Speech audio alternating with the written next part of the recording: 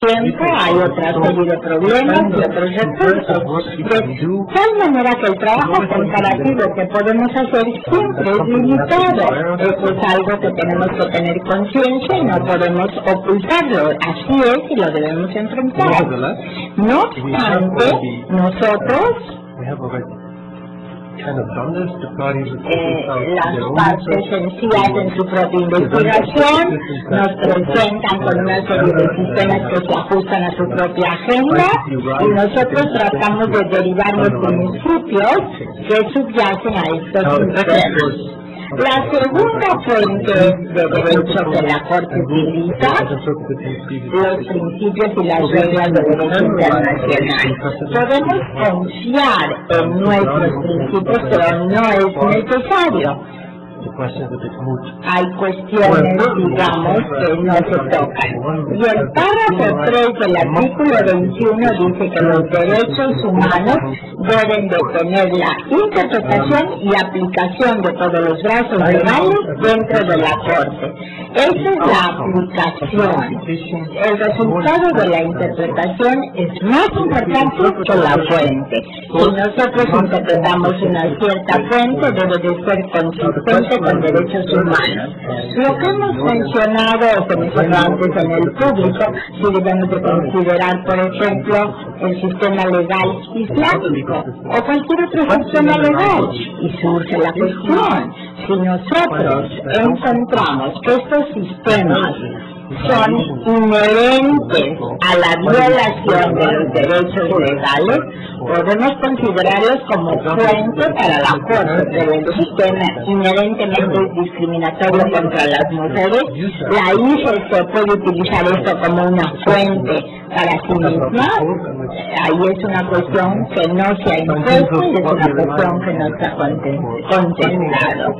Lo que confiamos en relación a qué son los derechos humanos, tenemos que ver la convención de tratados, la jurisprudencia de derechos humanos en los diferentes cortes, tribunales y organismos, y la resolución de los organismos de Naciones Unidas. Estas son las fuentes. No hay límite en cuanto a la fuente de derechos humanos para tomarse en consideración. Una cuestión importante es el estado de jurisprudencia de otras jurisdicciones. Hay mucha gente que trabaja en ICC, trabajan en la ICPR, en la ICPY, en otros grupos, y tienen la tendencia de confiar en la jurisprudencia cuando alguna cuestión surge en su propio estatuto, cuando alguien surge con algún tema de la ICPY, esta fuente debe tener esta laguna. Las reglas y prácticas de otras jurisdicciones, ya sean nacionales o internacionales, no son como un derecho aplicable dentro de la Corte.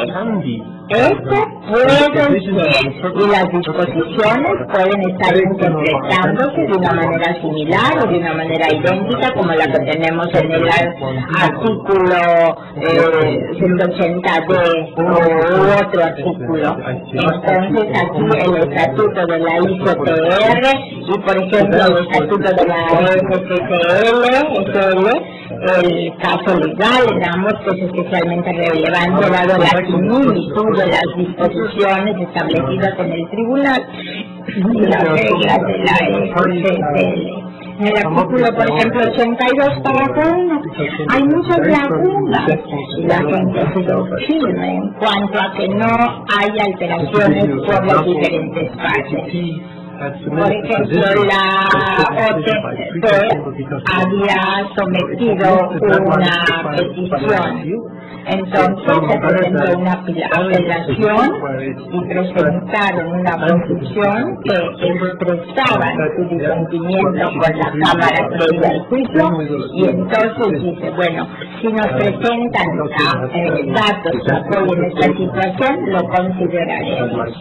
Pero nosotros tenemos que sujetarnos a los límites de tiempo establecidos y marcados por el estatuto. Otro punto en cuanto a fuentes, jurisprudencia y procedimiento es este.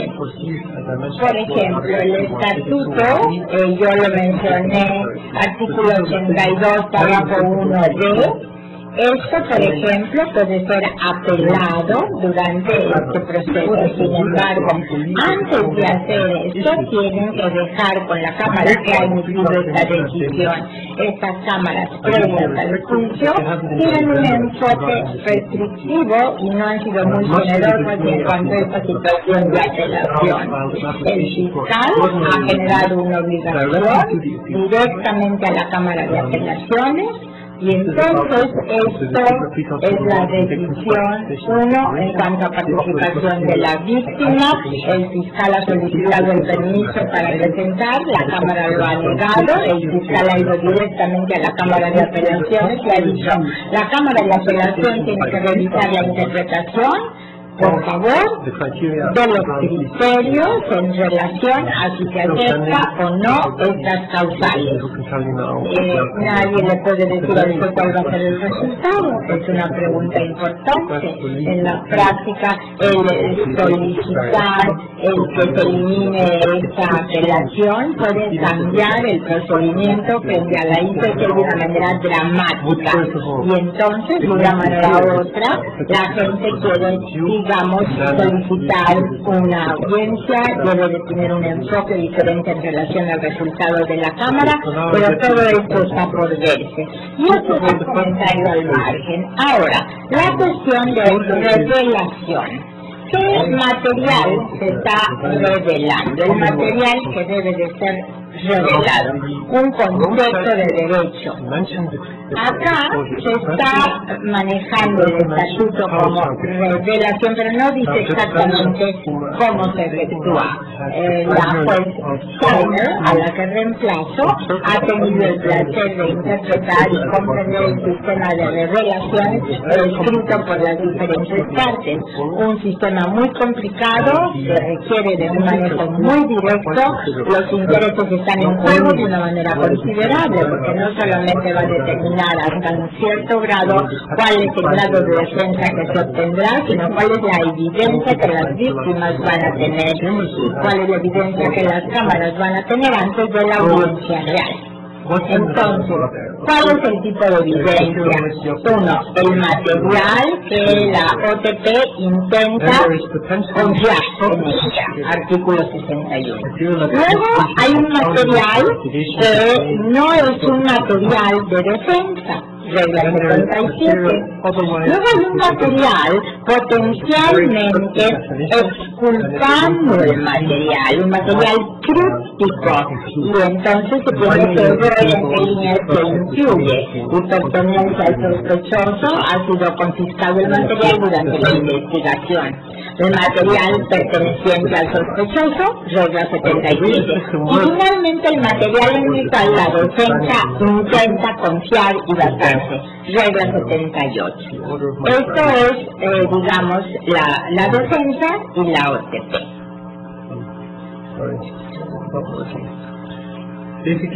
Algo dice que no funciona, pero voy a explicarlo verbalmente. La OTP y la defensa intercambian información sobre la cual confían entre sí durante esta práctica.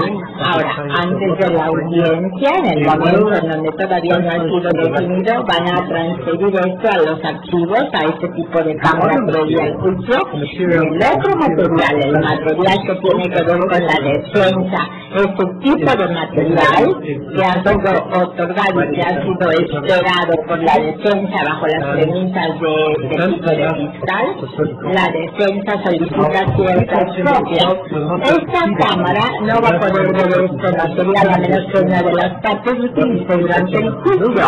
Lo que esta cámara va a obtener va a ser una inspección con una nota de revelación con una evidencia exculpatoria, de tal manera que esta cámara sabe qué tipo de información se ha revelado, pero no tiene la información concreta.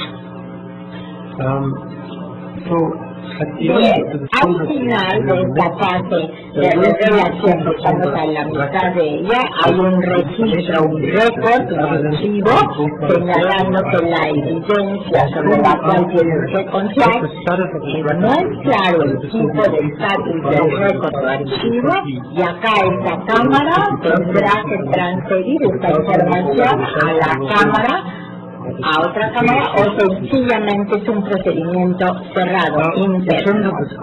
En términos del alcance del procedimiento, no es tan amplio como quisiese la defensa. Ellos quisieran tener acceso a toda la información. El estatuto y las reglas no imponen sobre el fiscal el revelar a la defensa a cualquier material que no intente presentar el apoyo a la audiencia y que no es una prueba material a la defensa y no tiene obligación de revelar esta información. La función de la defensa, a menos que tuviese acceso a toda la información de la OSP, no tendría un juicio justo y sería un elemento sin fundamento. El fiscal presenta datos que la defensa nunca va a ver. Esto es problemático, pero esta es la interpretación de un solo juez en este caso, el caso de un solo juez en este rubro. Bien, la razón por la cual el juez ha decidido que si la información que se utiliza en el juicio debe de ser revelada en un registro, en un récord, en un archivo mantenido por el registro, es aquella que debe de tener ciertas bases para poder tener esta audiencia de confirmación y por otro lado tener un archivo que potencialmente podría tener acceso por parte de las víctimas. Si las víctimas van a tener acceso a este archivo, no lo sabemos, pero el archivo está ahí en caso de ser necesario. Y luego toquemos otro tema, aparte de la revelación de información, tema de complementariedad. Esto es fundamental para el tribunal. El tribunal lo ha interpretado por primera vez y ha enfatizado el deber de cada Estado para poder ejercer esta jurisdicción. No es la discreción del Estado si quiere investigar esto o no, si la Cámara considera que no, sino que es el deber, es su deber. Entonces, estas autorreferencias de estas fuentes de Uganda aparecen como consistentes dentro del propósito final del régimen de complementariedad. Ahí la ICC permite a los Estados declararse, digamos, como no deseosos de investigar ciertos crímenes. No es una cuestión de hecho si es una expresión política por parte del Estado y la Corte Tribunal ha aceptado. Ahora, el segundo elemento que no es directamente complementario y que es una selección de casos que la ICC va a considerar es el umbral de gravedad. Esto se menciona en el artículo 170 de la ICC debe de preocuparse para crear o en relación a las situaciones más serias. Y este criterio se aplica tanto a la situación como al caso. No porque algún caso proviene de una situación que es sumamente grave, el caso en sí debe de ser grave. Y encontramos que lo que ha definido esta Cámara previa al curso es que la conducta debe de ser sistemática, un patrón de incidencia o a gran escala por un lado, y por otro lado aseverar que este es el caso, y entonces la Corte va a dar consideración a la alarma social que la conducta ha causado en la comunidad internacional. Cuando la Corte Tribunal dice la alarma social presenta una serie de hechos que alteran, implica la alarma social de la conducta en sí, el reclutamiento de soldados que sean niños, esto es un problema serio, y entonces la comunidad internacional se preocupa, se inquieta por ello. Hay un nivel, un umbral de gravedad que se ha llegado en este caso específico. Incidentalmente el funcionario del fiscal se basa en la gravedad del criterio no para investigar las fuerzas, digamos, de Reino Unido en Irak. Hay una queja contra el Reino Unido frente a la ICC debido al uso de ciertas fuerzas ciertas municiones, ciertos asesinatos y un maltrato en relación a la cuestión de Irak. El fiscal ha dicho, sí, esto aceptamos que pudo efectuarse, pero no al nivel de gravedad en el cual solicita una investigación por parte de la ICC. Otro criterio para elegir los casos es que el tribunal únicamente va a manejar aspectos con aquellas personas altamente responsables de la posición de la persona dentro del Estado, dentro de la organización, dentro del grupo que está bajo investigación, la jerarquía. Vemos a dónde está la persona en la jerarquía.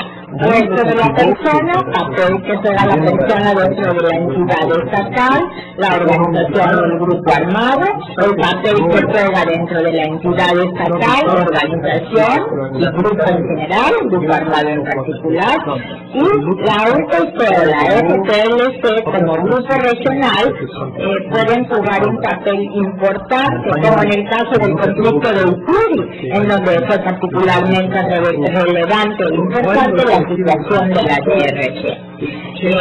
En estos casos, allí la Cámara señala que la UPC, la organización encabezada por Luganda, es un grupo regional, no tiene importancia nacional, pero de todas maneras se concluyó que el papel que jugaron en el conflicto de Ituri era suficiente para una investigación por parte de la ICC. La Corte está elevando la barra para admitir una serie de casos. La consideración principal ha sido la siguiente: no querían una segunda situación, no queríamos ser acusados de que las gentes finalmente podían tener un juicio así a la ligera. No, estamos trabajando en un enfoque con las personas más involucradas e importantes en relación a una situación así. Aquí la Cámara automáticamente ex oficio va a revisar la jurisdicción y el admitir el caso para emitir alguna decisión. No es suficiente que la Corte o el caso fuese admitido al principio cuando se inició la investigación, quizá muchos antes. La Corte va a tomar una decisión cuando haya una orden de detención. Y la Corte Tribunal ha dicho que hay una condición sine qua non, una condición, es decir, esta condición sine qua non para un caso puede ser inadmisible en los procesos nacionales que incluyen tanto a la persona como la conducta, porque es el sujeto del caso frente a la Corte Tribunal. Entonces, el señor Lubanga fue arrestado sobre las bases de crímenes en contra de la humanidad y poner en peligro la seguridad, pero no relacionado a algún tipo de construcción o uso de soldados niños. Ahora, si el fiscal quiere defender el caso en contra del señor Lubanga, entonces tendría que reevaluar el criterio de admisión. Una vez que la Corte o Tribunal ha aceptado el caso, tiene que analizar todos los hechos en contra de esta persona. Y entonces se señala que la defensa no está quieta, ha presentado una petición para, digamos, que liberen a Lubanga. Fue arrestado ilegalmente en la República Popular de Congo y entonces las leyes de Congo no fueron respetadas, sus derechos humanos fueron violados desde el principio. Dado que este tema todavía no está resuelto, no puedo comentar, pero señala un punto foral, un punto importante que valdría la pena compartir acá. La ICC, por definición, siempre va a trabajar en situaciones a donde, por ejemplo, no hay una implementación legal. Si el sistema legal en un estado no funciona, se ha caído, se ha destrozado, allí entra y participa la ICC. Y todo esto va a estar de acuerdo al proceso internacional. Y todo esto de acuerdo a lo que se presenta frente a la Corte o Tribunal. Y la defensa tiene un tema en una serie de temas importantes. Se le recuerda a la Corte que los Estados tienen la obligación de actuar de acuerdo al derecho internacional y de acuerdo a lo hecho por la ICC.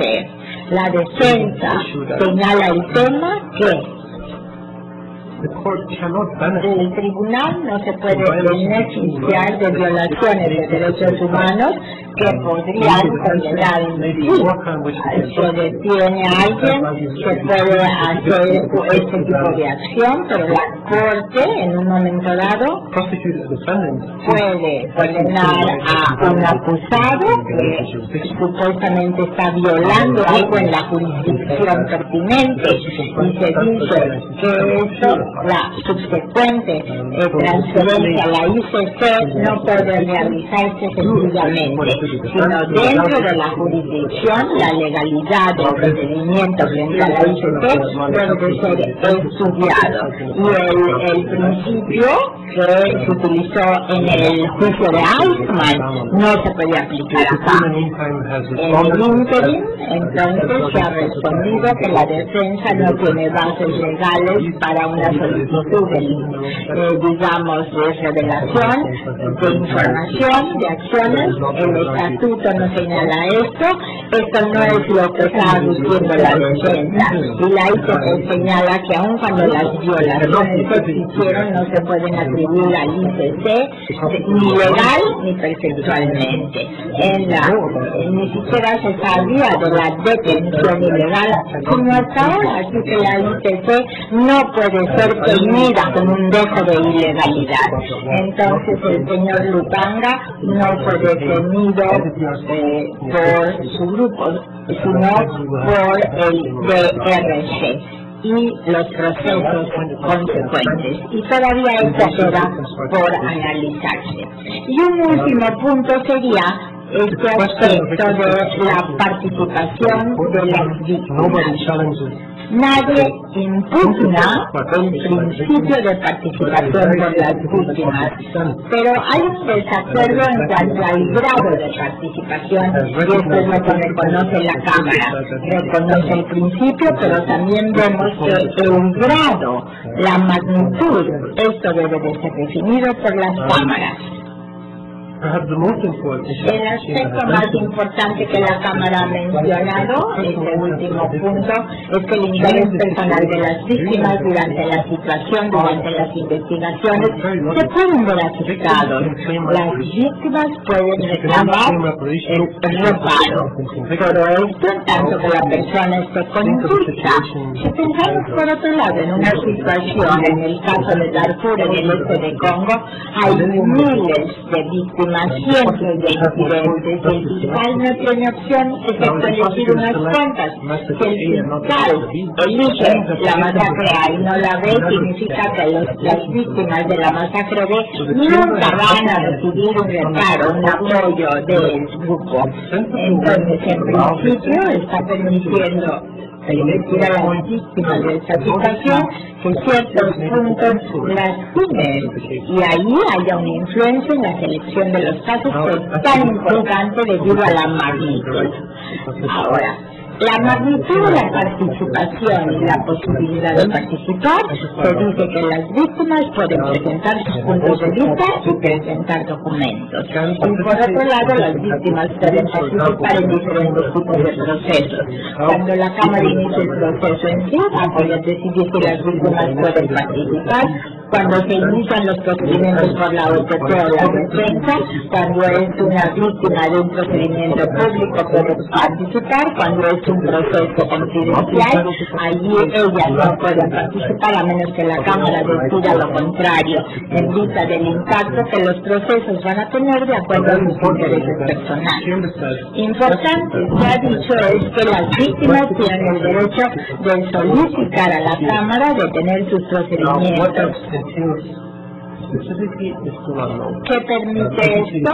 No podemos decirlo. Las víctimas pueden pedir medidas protectoras, las víctimas en teoría también pueden solicitar algunas medidas de investigación y pueden pedirle a la Cámara que considere el fiscal investigar la masacre. Si esta Cámara va a querer hacer esto está por verse y tendremos que ver el resultado. Esto va a tener que ser apoyado por el fiscal. Pero acá puede haber una apertura en cuanto a todas las solicitudes por parte de la víctima. La víctima debe de ser notificada de todos los procedimientos.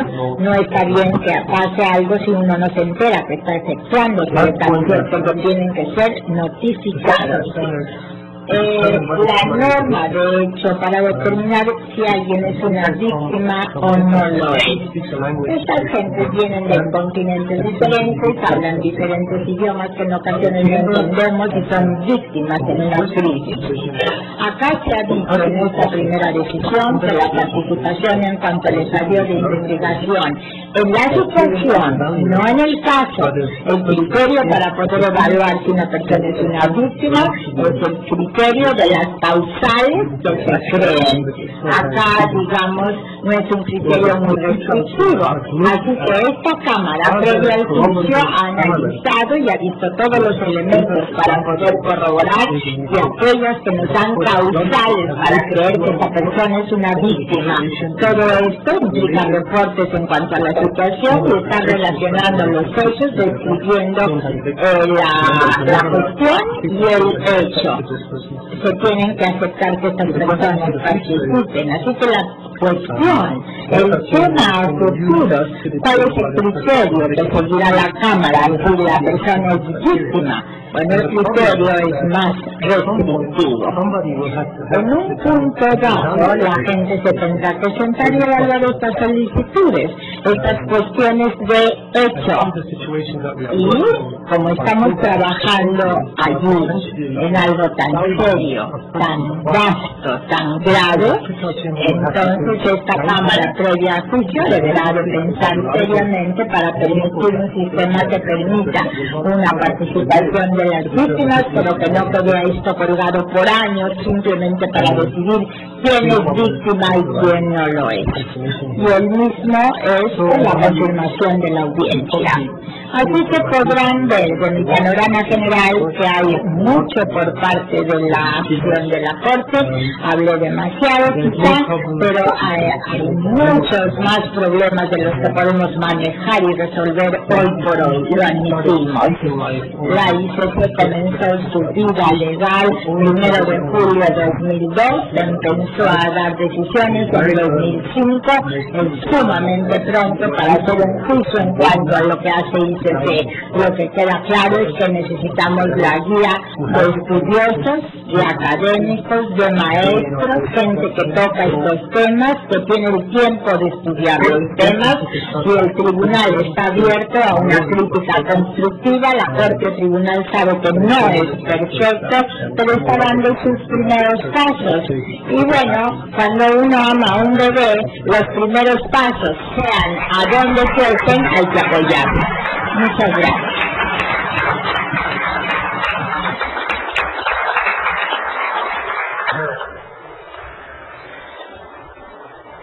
El expositor señaló en un principio The speaker pointed out at the beginning daba opiniones de nombre de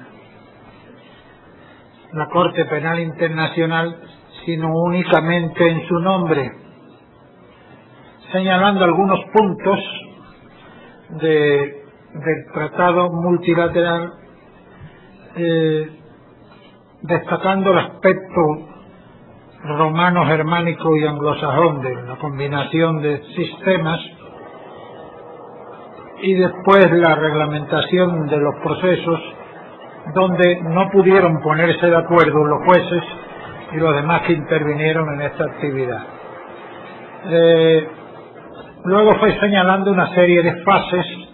La primera fase de examen inicial, que no impide la investigación, pero no puede investigar en campo aunque en ciertos casos entre en contacto con el país de que se trate. Él habla del Chad, de una cosa que ocurrió en el Chad, que es un país africano de muy poca seguridad de salud y desde luego tampoco seguridad ninguna personal. Después habló del problema del ejército de Uganda con las represalias contra las personas que colaboraban como personas como el compañero, y luego señaló una tensión, no dijo un enfrentamiento, entre el fiscal y la posición de la Cámara preliminar.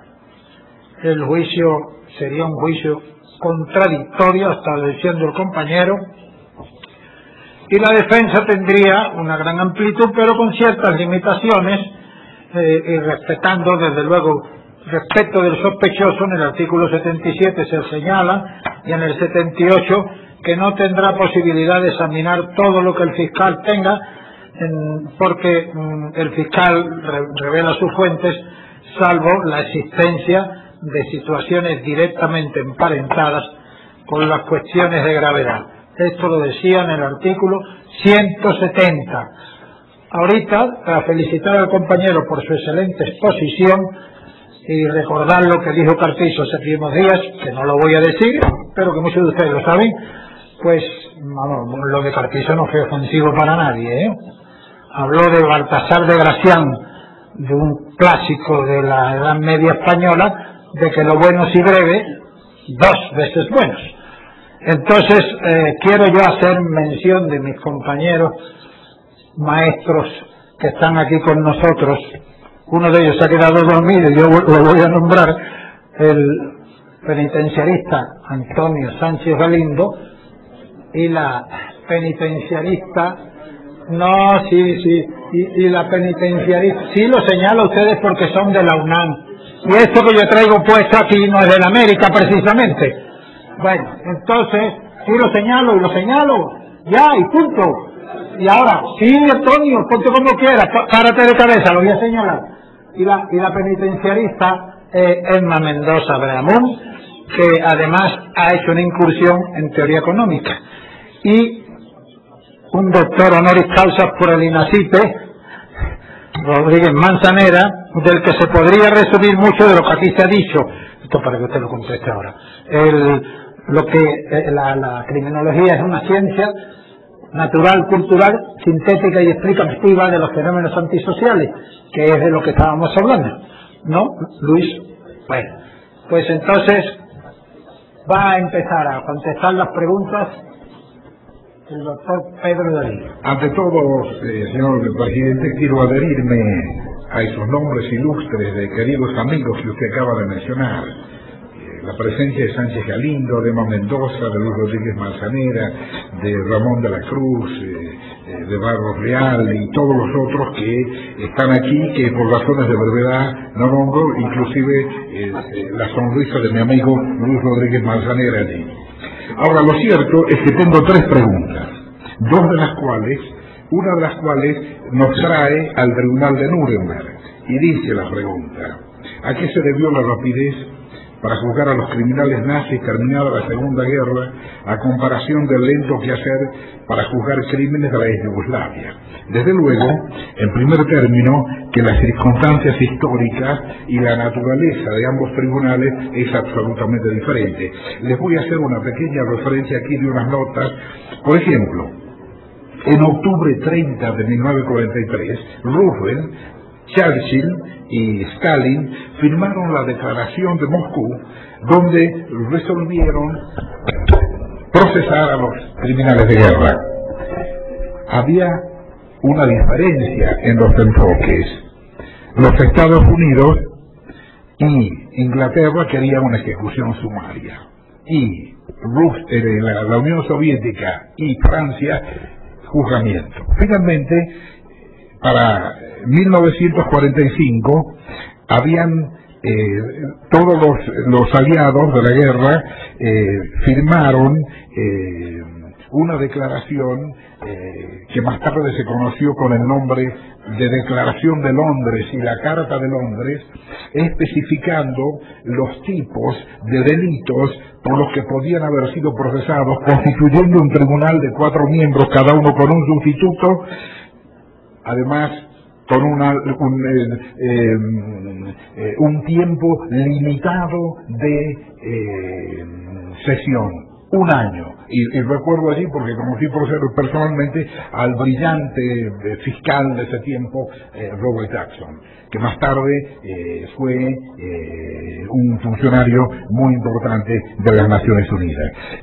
Los principios de Nuremberg fueron recogidos más tarde en una resolución de las Naciones Unidas, la resolución 995, que a fines del 46 aprobó y codificó los principios de la Carta de Nuremberg, que quedaron incorporados entonces como antecedentes de los juzgamientos internacionales. Es decir, que desde luego se criticó mucho la naturaleza de los tribunales de Nuremberg, porque mientras era un tribunal militar, la justicia de los vencedores, los tribunales de Yugoslavia y de Ruanda fueron establecidos por Consejo de Seguridad con otro tipo de garantías, y desde luego son tribunales donde los jueces son elegidos por el Consejo de Seguridad inicialmente y puesto a votación por la Asamblea General. De modo que de la estructura, la fundamentación, la circunstancia histórica han motivado distintos tipos de resultados. Sin embargo, si ustedes ven hoy los estatutos del Tribunal ad hoc para la ley Yugoslavia o la Corte Penal Internacional, se van a encontrar, y los de Ruanda, que hay algunas constancias, por ejemplo, los delitos contra la paz, los delitos contra la guerra y los delitos de lesa humanidad, con la enumeración que les da la Carta de Nuremberg. En segundo lugar, eso, dada la brevedad del tiempo, tengo aquí todo un trabajo sobre la comparación del Tribunal de Nuremberg con los tribunales de la Yugoslavia y Ruanda, de 40 páginas, pero no voy a hacerles el daño que eso implicaría. En segundo lugar, tengo aquí otra pregunta.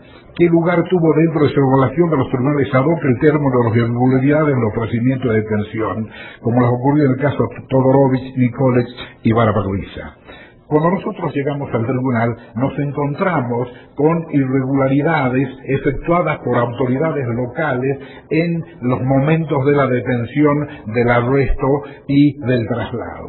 Pero evidentemente era el momento en que teníamos que reflexionar si le íbamos a exigir al tribunal de inmediato una rigurosidad fuera de su lugar de control, o íbamos a explicar que un tribunal internacional necesita un tiempo de desarrollo. Y así lo hicimos en el parágrafo 264 de nuestro informe, porque aquí no quiero dar opiniones personales, sino simplemente referirme a lo que hemos escrito para el Consejo de Seguridad, la Asamblea General y los tribunales y el fiscal, que aprobaron por entero este informe y además lo implementaron. Decíamos así: no cabe insistir demasiado que el establecimiento de una institución de enjuiciamiento y judicial nueva y singular, encargada de aplicar un conjunto de normas jurídicas complejas y no muy bien definidas, con respecto a acontecimientos extraordinarios en una atmósfera inhospitalaria, inevitablemente debía implicar un periodo de desarrollo prolongado. Esto es especialmente efectivo dada la combinación de circunstancias desusados permanentes en que ambos tribunales funcionan en comparación con los órganos de enjuiciamiento y judiciales de las jurisdicciones nacionales.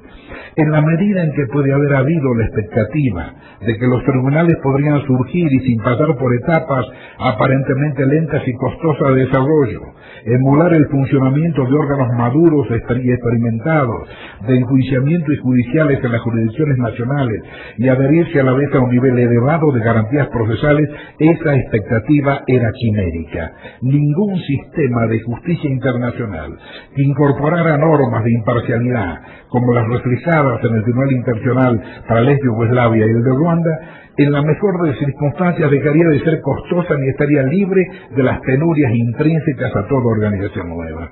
El Tribunal Internacional para la ley de Yugoslavia y el de Ruanda no son una excepción. Tienen el mérito de haber mantenido los niveles más elevados, y aquí ponemos la palabra posibles, de respeto por los derechos de los acusados, a la vez que demostraban, como recientemente ha demostrado el secretario general, que no puede haber impunidad para los crímenes de lesa humanidad. Eso es lo que oficialmente hemos escrito con respecto a las violaciones procesales que se observaban en los trámites de los tribunales. Y la última pregunta: ¿cómo consideró su evaluación la política de negociación de cargos del fiscal de los tribunales penales internacionales? Me imagino que se está refiriendo a la Corte Penal Internacional y al acuerdo que determinó que un procurador argentino, que ya mencionó aquí el distinguido oficial del Tribunal Penal Internacional, que un procurador argentino de las causas militares, Moreno Campos, fuera elegido por acuerdo entre países, miembro del titular de la Fiscalía. Pero eso se lo dejo para que lo comente nuestro amigo. Muchísimas gracias.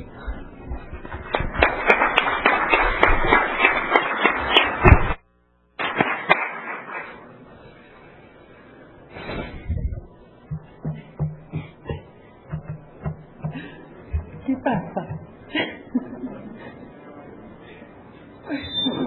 ¿Qué sería?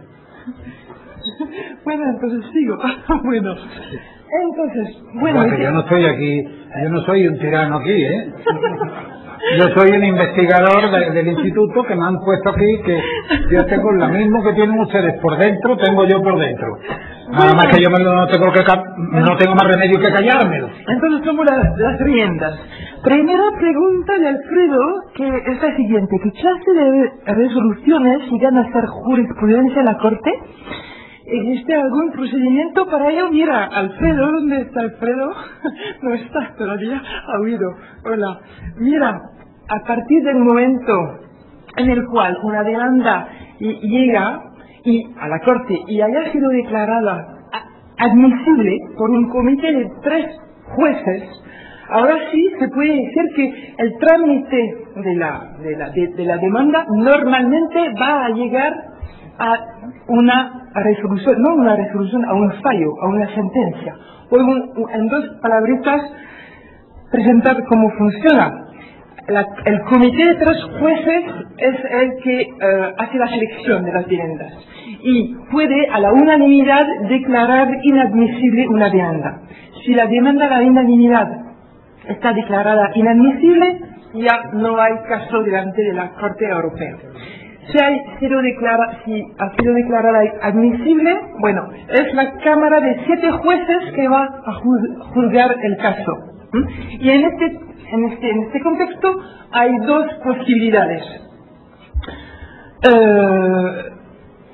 Juzga el caso, hay una sentencia de una Cámara de 7 jueces y es definitivo. Primer punto. Pero sí, no será definitivo, ese es el problema, no será definitivo este fallo si dentro de creo 3 meses, una de las partes pide un reenvío a la gran sala de 10 jueces. Y este reenvío de la demanda, del fallo, es posible únicamente si un grave problema de interpretación o un grave problema de coherencia jurisprudencial se está puesto al día. ¿De acuerdo? Entonces, hay un fallo de la Cámara de 7 jueces, hay un pedido de reenvío. Si el reenvío está aceptado, es la gran sala de 17 jueces que juzga. Entonces, habrá sobre un mismo asunto 2 fallos. Y es lo interesante aquí de poner de relieve que a veces, evidentemente, la sala de 7 jueces dice blanco y la sala de 17 jueces infirma el fallo anterior. Y eso evidentemente puede poner problemas. Cuando un asunto viene delante de la Cámara de 7 jueces, hay otra posibilidad. Ella se da cuenta que es un asunto tremendo, que va a poner en riesgo justamente la coherencia de la jurisprudencia, entonces prefiera no juzgar y ella misma organizar el reenvío a la gran sala. Entonces no habrá un fallo de la Cámara de 7 jueces, pero un fallo único de la gran sala, si la gran sala acepta. Entonces, bueno, para responderte de manera muy rápida, en realidad sí, una vez declarada admisible una demanda, normalmente hay siempre un fallo, o sea de la Cámara de 7 Jueces o de la Gran Sala, o sea un fallo de arreglo amistoso. Pero el fallo de arreglo amistoso es considerado también como jurisprudencia. ¿Ok? Entonces después, bueno, no puedo leer el nombre de la persona que me ha preguntado, pero no importa, he podido leer su pregunta. La pregunta es muy interesante. Sí. Hay un pedido del doctor García Ramírez de cerrar la mesa. Ah. Tienen que venir las Ok. Entonces, cierro ya, tengo que... Ah, sí. Ah, no, hay que cerrar. ¡Qué lástima! Bueno, se puede hablar de las preguntas delante de un cafetito, ¿no? Si los que han pedido las preguntas lo quieren, pero ahora no podemos continuar. ¿Cómo? Sí, es que lo que voy a hacer.